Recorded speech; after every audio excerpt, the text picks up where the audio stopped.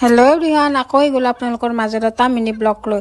আৰু আমি যাব ওলাইছোঁ আজি নগাঁৱত। আৰু নগাঁৱত কিয় যে আপোনালোকক দেখাই আছোঁ, আপোনালোকে চাই থাকিব।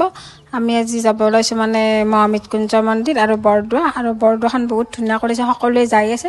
ভাবিছোঁ আমিও আজি ধুনীয়াকৈ যাওঁ। আমি গৈছোঁ যিটো মই আৰু মমি আৰু এনেকৈ কোনোবা গৈছোঁ। আৰু তাত ধুনীয়াকৈ মানে প্ৰসাদ চসাদ কিনি ল'লোঁ, কিনি লৈ কিনে তাতে ধুনীয়াকৈ চাকি বন্তি দিলোঁ।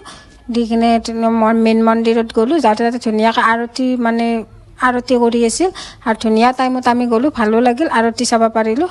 আৰু সকলোৰে মনৰ বাঞ্ছা পূৰণ হওক আৰু আমাৰো লগতে হওক।